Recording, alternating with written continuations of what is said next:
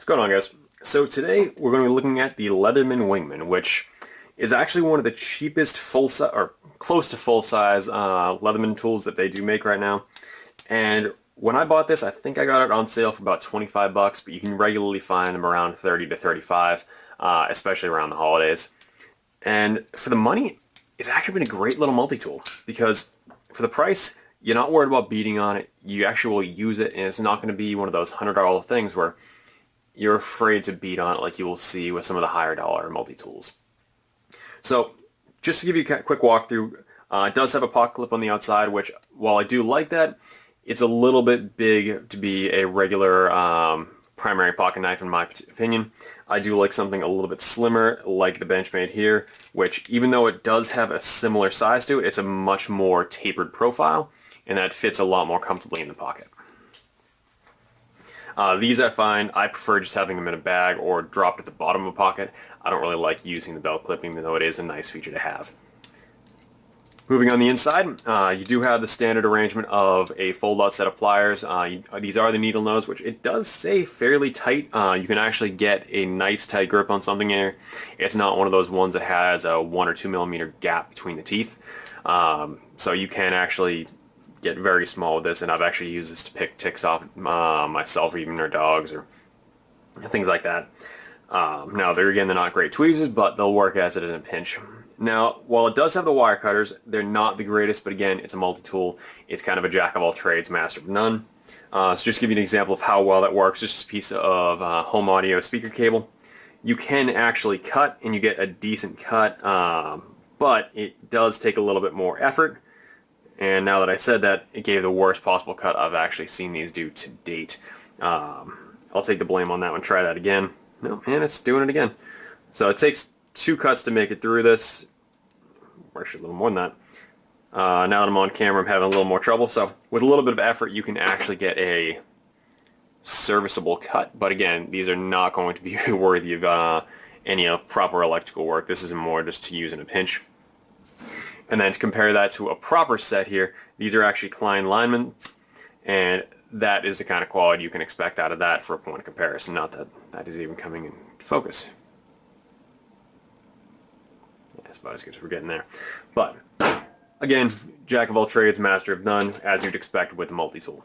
One thing to note, it does have a spring-loaded action to it, so it will pop back open on its own. That's something that people either love or hate. It's personal preference. On the first side, it's fairly limited on the 2 tools it does have. You do have a Phillips and flathead, which, to be honest, I use this as a pry bar more than I do as a screwdriver. They do both work. The Phillips, it's barely anything more than a flathead, but it does give you a little bit extra leverage there. And if I'm not mistaken, there was a purpose to that little notch there. But to be completely honest, I don't remember what it was. So it's not something I've ever used. I believe somewhere on here they call something like that a wire stripper, similar to what you see on the Victorinox, but I'm not confident in that answer at the moment. Oh, speaking of which, there it is on the bottle opener right there. Or sorry, can opener. So as mentioned, first thing up here, we do have the can opener. And while I've never used it for actual necessity, I have tried it out. It does work pretty well. And again, it does have that wire stripper that I've actually never used. Next up, we have the file. It works okay. It's really good for softer materials. You're not going to be able to sharpen a knife on this, but it does work. And then you have a nice fine tip flathead screwdriver there as well. And then finally, we have the package opener, which it actually does work pretty well for those blister packs if you're not trying to have to worry about slicing your hand open. Basically what you're able to do is take this out and then drag it across the package, and it'll cut that plastic open nice and clean, and it doesn't leave a lot of exposed edges where you're going to slice your hand open accidentally. Now moving back onto the outside, we have the final 2 tools. So on the right hand side we have the scissors. Well, now this is actually something that a lot of people get wrong, and they pop it out about this far and then wonder why the spring-loaded action is not working on the scissors. It will not work until you click that into place and the lock engages. At that point, they're spring-loaded and they'll cut pretty well. You fold those out of the way, and then the one thing, it does have a decent size combination edge, so it does have part serrated and part plain edge, and it is a one-handed operation. It's a little bit stiff, but it does work pretty well. I would have liked to have seen a thumb stud on here, but again, that would have interfered with the usage of the pliers. The edge retention on this has been decent. It's nothing to write home about, but again, it's a multi-tool. It's not your primary EDC knife. It's good as a secondary or backup. Or if you want to hand someone off and you're not too worried about handing off a $100 Benchmade or Spyderco, things like that. Now, with that said, it is very, very sharp out of the package. Now, overall, I've been very happy with this multi-tool, but the one thing I will note is that I'm actually in the process of sending this back to Leatherman. They do have a lifetime warranty on these, which is awesome, but you do need to mail it in.